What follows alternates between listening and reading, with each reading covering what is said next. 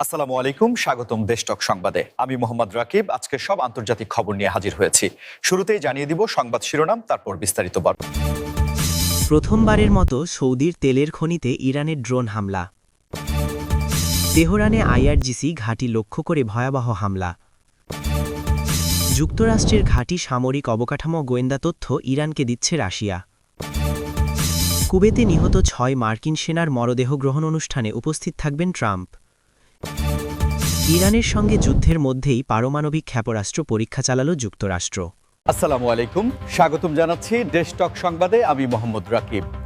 এতক্ষণ শুনছিলেন সংবাদ সৌদি শিরোনাম, আরবের এবার অত্যন্ত বিস্তারিত। সুরক্ষিত এবং বিশ্ব অর্থনীতির অন্যতম প্রধান চালিকা শক্তি হিসেবে পরিচিত তেলের খনিগুলোতে ইরানের ড্রোন ব্যবহারের মাধ্যমে যে আকস্মিক নিরাপত্তা বিঘ্নিত হওয়ার ঘটনা ঘটেছে তা সমগ্র বিশ্বের ভূরাজনৈতিক এবং অর্থনৈতিক অঙ্গনে এক বিশাল আলোড়নের সৃষ্টি করেছে। আপনারা নিশ্চয়ই জানেন যে আধুনিক বিশ্বে জ্বালানি তেলের বাজার কতটা সংবেদনশীল, যেখানে সামান্য একটি গুজবের কারণেও বিশ্ববাজারে তেলের দাম হু হু করে বেড়ে যেতে পারে। আর সেখানে সরাসরি তেলের খনির মতো স্পর্শকাতর অবকাঠামোতে এ ধরনের মনুষ্যবিহীন আকাশযান বা ড্রোনের অনুপ্রবেশ একটি সাধারণ ঘটনা নয়।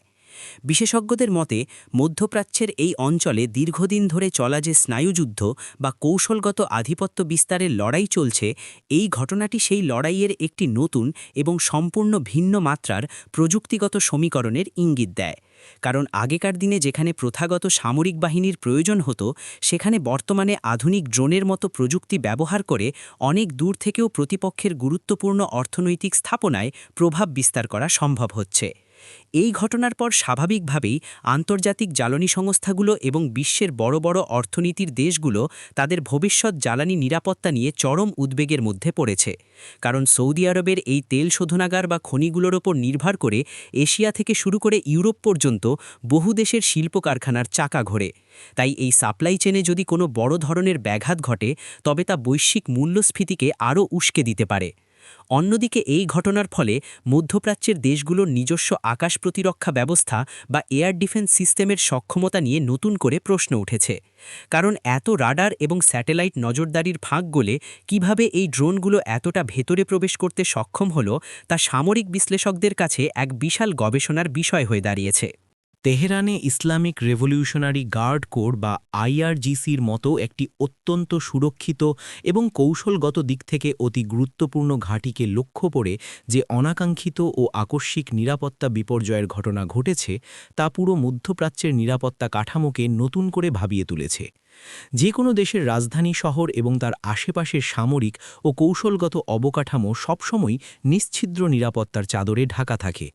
আর সেখানে আইআরজিসি, যা ইরানের জাতীয় নিরাপত্তা এবং প্রতিরক্ষার মূল স্তম্ভ হিসেবে পরিচিত, তাদের ঘাঁটিতে এ ধরনের অনুপ্রবেশ বা নিরাপত্তা বিঘ্নিত হওয়ার ঘটনা প্রমাণ করে যে আধুনিক তথ্য প্রযুক্তি এবং সাইবার যুগে কোনো প্রচলিত নিরাপত্তা ব্যবস্থাই আর ১০০% সুরক্ষিত নয়। আন্তর্জাতিক সম্পর্ক এবং প্রতিরক্ষা বিশ্লেষকরা মনে করছেন যে এই ঘটনাটি শুধুমাত্র একটি নির্দিষ্ট স্থাপনার ওপর প্রভাব ফেলেনি, বরং এটি পুরো অঞ্চলের দেশগুলোর জন্য একটি মনস্তাত্ত্বিক চাপ সৃষ্টি করেছে। কারণ এর ফলে একটি প্রশ্ন বারবার সামনে আসছে যে এত শক্তিশালী রাডার এবং গোয়েন্দা নজরদারি এড়িয়ে কিভাবে এই ধরনের ঘটনা ঘটানো সম্ভব হলো। এই ঘটনার পেছনে কারা জড়িত থাকতে পারে বা এর পেছনের মূল উদ্দেশ্য কী, তা নিয়ে আন্তর্জাতিক মিডিয়াগুলোতে নানা ধরনের বিশ্লেষণ চলছে, যেখানে অনেকেই মনে করছেন যে এটি কোনো অভ্যন্তরীণ ত্রুটি, সাইবার হ্যাকিং নাকি কোনো বহিরাগত অত্যাধুনিক প্রযুক্তির ব্যবহার, তা এখনই নিশ্চিত করে বলা কঠিন।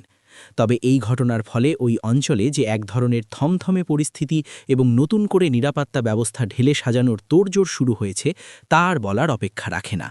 কারণ প্রতিটি দেশই এখন তাদের নিজস্ব গুরুত্বপূর্ণ স্থাপনাগুলোর নিরাপত্তা নিয়ে নতুন করে অডিট শুরু করেছে। আধুনিক যুগের এই দ্বন্দ্বে সরাসরি যুদ্ধক্ষেত্রের চেয়ে এ ধরনের আকস্মিক এবং সুনির্দিষ্ট কৌশলগত পদক্ষেপ অনেক বেশি প্রভাব ফেলে, যা আমরা বিগত কয়েক বছরের বিশ্ব রাজনীতিতে বারবার দেখতে পেয়েছি। গোয়েন্দা সংস্থাগুলো এবং বিশ্ব মিডিয়ার খবরে উঠে এসেছে এক চাঞ্চল্যকর তথ্য, যেখানে দাবি করা হচ্ছে যে যুক্তরাষ্ট্রের বিভিন্ন কৌশলগত ঘাঁটি এবং সামরিক অবকাঠামোর অত্যন্ত সংবেদনশীল গোয়েন্দা তথ্য বা স্যাটেলাইট ডেটা রাশিয়ার মাধ্যমে ইরানের হাতে পৌঁছাচ্ছে, যা বৈশ্বিক ক্ষমতার ভারসাম্যে এক নতুন মেরুকরণের স্পষ্ট ইঙ্গিত দেয়। বর্তমান ২১ শতকের এই ডিজিটাল এবং স্যাটেলাইট প্রযুক্তির যুগে তথ্যই হচ্ছে সবচেয়ে বড় শক্তি। আর তাই কোনো একটি দেশের সামরিক ঘাঁটির ভৌগোলিক অবস্থান, সেখানে থাকা সরঞ্জামাদির গতিবিধি, সৈন্য সংখ্যা এবং লজিস্টিক সাপোর্টের মতো অতি গুরুত্বপূর্ণ ডেটা যদি প্রতিপক্ষের হাতে চলে যায়, তবে তা সেই দেশের জাতীয় নিরাপত্তার জন্য একটি বিশাল হুমকির কারণ হয়ে দাঁড়ায়।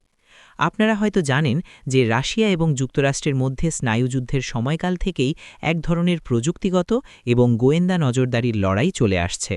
তবে বর্তমানে সেই লড়াইয়ে ইরানের মতো একটি আঞ্চলিক শক্তি যুক্ত হওয়া এবং রাশিয়ার সাথে তাদের এই কৌশলগত তথ্য আদান-প্রদানের জোট গঠন আন্তর্জাতিক কূটনীতিতে এক বিশাল প্রভাব ফেলছে। বিশেষজ্ঞরা বিশ্লেষণ করে বলছেন যে এই তথ্য বিনিময়ের ফলে ইরান তাদের নিজস্ব প্রতিরক্ষা ব্যবস্থা এবং কৌশলগত পরিকল্পনাগুলোকে আরও নিখুঁতভাবে সাজানোর সুযোগ পাচ্ছে। অন্যদিকে রাশিয়া এই জোটের মাধ্যমে মধ্যপ্রাচ্যে তাদের প্রভাব বলয়কে আরও মজবুত করার চেষ্টা করছে, যা যুক্তরাষ্ট্রের দীর্ঘমেয়াদী পররাষ্ট্রনীতির জন্য একটি বড় চ্যালেঞ্জ হিসেবে দেখা দিয়েছে। এই পরিস্থিতিতে যুক্তরাষ্ট্র তাদের সাইবার সিকিউরিটি, স্যাটেলাইট কমিউনিকেশন এবং তথ্য আদান-প্রদান ব্যবস্থাকে আরও সুরক্ষিত করতে বাধ্য হচ্ছে, কারণ শত্রুপক্ষ এখন আর শুধু মাটি বা আকাশে নেই, বরং মহাকাশে থাকা স্যাটেলাইট এবং সাইবার জগতেও এক অদৃশ্য যুদ্ধ চালিয়ে যাচ্ছে। এই পুরো বিষয়টি প্রমাণ করে যে বর্তমান বিশ্বে বন্ধু বা শত্রু চিরস্থায়ী নয়, বরং কৌশলগত স্বার্থই দেশগুলোর মধ্যকার সম্পর্ক নির্ধারণ করে। আর তথ্য প্রযুক্তির এই যুগে একটি দেশের স্যাটেলাইট ডেটা কিভাবে অন্য একটি দেশের ভূ-রাজনৈতিক ঢাল হিসেবে কাজ করতে পারে, এটি তারই এক জ্বলন্ত উদাহরণ। আন্তর্জাতিক কূটনীতি এবং মার্কিন অভ্যন্তরীণ রাজনীতির একটি অত্যন্ত স্পর্শকাতর এবং আবেগময় ঘটনা হল কুয়েতে কর্তব্যরত অবস্থায় নিহত ৬ জন মার্কিন সেনার মরদেহ যখন রাষ্ট্রীয় মর্যাদায় নিজ দেশে ফিরিয়ে আনা হচ্ছে, তখন সেই সম্মাননা প্রদান বা রিসিভিং অনুষ্ঠানে সাবেক মার্কিন প্রেসিডেন্ট ডোনাল্ড ট্রাম্পের উপস্থিত থাকার সিদ্ধান্ত।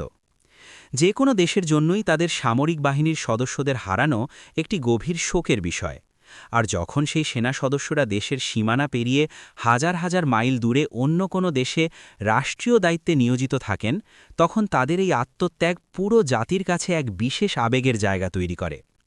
যুক্তরাষ্ট্রের রীতি অনুযায়ী বিদেশ থেকে যখন কোনো নিহত সেনার মরদেহ দেশে ফিরিয়ে আনা হয়, তখন ডেলাওয়ারের ডোভার এয়ারফোর্স বেসে অত্যন্ত ভাবগম্ভীর এবং সম্মানজনক একটি প্রক্রিয়ার মাধ্যমে তাদের গ্রহণ করা হয়, যেখানে সাধারণত শীর্ষ সরকারি কর্মকর্তারা উপস্থিত থাকেন। এই ধরনের একটি অনুষ্ঠানে সাবেক প্রেসিডেন্ট ডোনাল্ড ট্রাম্পের উপস্থিতি শুধুমাত্র একটি আনুষ্ঠানিকতা নয়, বরং এর পেছনে মার্কিন অভ্যন্তরীণ রাজনীতির একটি বিশাল সমীকরণ লুকিয়ে আছে। কারণ তিনি এর মাধ্যমে দেশের সামরিক বাহিনী, ভেটেরান বা অবসরপ্রাপ্ত সেনা সদস্য এবং সাধারণ দেশপ্রেমিক নাগরিকদের কাছে একটি শক্তিশালী বার্তা পৌঁছে দিতে চাইছেন যে তিনি এবং তার রাজনৈতিক মতাদর্শ সবসময় সামরিক বাহিনীর আত্মত্যাগকে সর্বোচ্চ সম্মান প্রদর্শন করে।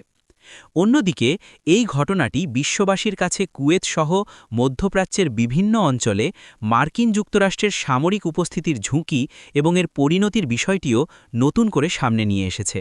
কারণ সাধারণ নাগরিকরা এখন প্রশ্ন তুলছেন যে এত দূরবর্তী অঞ্চলে সৈন্য মোতায়েনের দীর্ঘমেয়াদী সুবিধা এবং ক্ষতির হিসাবটা আসলে কেমন। ট্রাম্পের এই পদক্ষেপটি আসন্ন নির্বাচন বা তার রাজনৈতিক ক্যাম্পেইনের জন্য কতটা ফলপ্রসূ হবে তা সময় বলবে। তবে একটি বিষয় পরিষ্কার যে জাতীয় শোক এবং সামরিক বাহিনীর প্রতি সম্মান প্রদর্শনের মতো বিষয়গুলোকে কেন্দ্র করে মার্কিন জনমত খুব সহজেই প্রভাবিত হয়। কৌশলগত মহড়া এবং কূটনৈতিক টানাপড়েনের মধ্য দিয়ে যাচ্ছে, বিশেষ করে ইরানের সাথে বিভিন্ন ইস্যুতে যখন পশ্চিমাদের এক ধরনের স্নায়বিক যুদ্ধাবস্থা বিরাজ করছে, ঠিক সেই মুহূর্তে যুক্তরাষ্ট্রের একটি অত্যাধুনিক পারমাণবিক সক্ষমতা সম্পন্ন ক্ষেপণাস্ত্র পরীক্ষা চালানোর ঘটনাটি আন্তর্জাতিক পরিমণ্ডলে এক বিশাল আলোচনার জন্ম দিয়েছে। সামরিক পরিভাষায় এই ধরনের পরীক্ষাকে বলা হয় স্ট্র্যাটেজিক ডিটারেন্স বা কৌশলগত প্রতিরোধমূলক ব্যবস্থা, যার মূল উদ্দেশ্য সরাসরি কাউকে আক্রমণ করা নয়, বরং নিজেদের সামরিক ও প্রযুক্তিগত সক্ষমতার একটি শক্তিশালী মহড়া প্রদর্শন করে প্রতিপক্ষকে একটি নীরব সতর্কবার্তা দেওয়া। আপনারা খেয়াল করলে দেখবেন আধুনিক যুগে পারমাণবিক অস্ত্রধারী দেশগুলো প্রায়ই তাদের ব্যালিস্টিক বা হাইপারসনিক মিসাইলের পরীক্ষা চালিয়ে থাকে, যা আসলে মহাকাশ এবং প্রতিরক্ষা প্রযুক্তিতে তাদের সর্বশেষ সফলতার একটি প্রমাণপত্র হিসাবে কাজ করে। যুক্তরাষ্ট্রের এই সাম্প্রতিক পরীক্ষাটি প্রমাণ করে যে তারা তাদের নিউক্লিয়ার ট্রায়াড বা আকাশ, ভূমি এবং সমুদ্র থেকে পরিচালিত পারমাণবিক প্রতিরক্ষা ব্যবস্থাকে প্রতিনিয়ত আপডেট এবং আধুনিকায়ন করে যাচ্ছে, যাতে যে কোনো বৈশ্বিক সংকটে তারা তাদের আধিপত্য বজায় রাখতে পারে। অনেক আন্তর্জাতিক পর্যবেক্ষক মনে করছেন যে বর্তমান বৈশ্বিক প্রেক্ষাপটে, যেখানে একদিকে পূর্ব ইউরোপে অস্থিরতা এবং অন্যদিকে মধ্যপ্রাচ্যে তীব্র উত্তেজনা বিরাজ করছে, সেখানে যুক্তরাষ্ট্রের এই ক্ষেপণাস্ত্র পরীক্ষাটি শুধুমাত্র একটি রুটিন চেকআপ নয়, বরং এটি মিত্রদের আশ্বস্ত করা এবং প্রতিপক্ষ দেশগুলোর প্রতি একটি সুস্পষ্ট বার্তা যে যুক্তরাষ্ট্র তার বৈশ্বিক নিরাপত্তা প্রতিশ্রুতি এবং প্রযুক্তিগত শ্রেষ্ঠত্বের জায়গা থেকে এক চুলও সরে আসেনি। তবে এই ধরনের উচ্চ প্রযুক্তির অস্ত্র পরীক্ষার ফলে বিশ্বব্যাপী অস্ত্র প্রতিযোগিতার একটি নতুন মাত্রা তৈরি হয়, কারণ এর দেখাদেখি অন্যান্য পরাশক্তি বা আঞ্চলিক শক্তিগুলো নিজেদের প্রতিরক্ষা বাজেট বাড়াতে এবং নতুন নতুন প্রযুক্তির উদ্ভাবনে মরিয়া হয়ে ওঠে, যা দীর্ঘমেয়াদে বিশ্বের অর্থনৈতিক ভারসাম্য এবং জলবায়ুর ওপর নেতিবাচক প্রভাব ফেলতে পারে।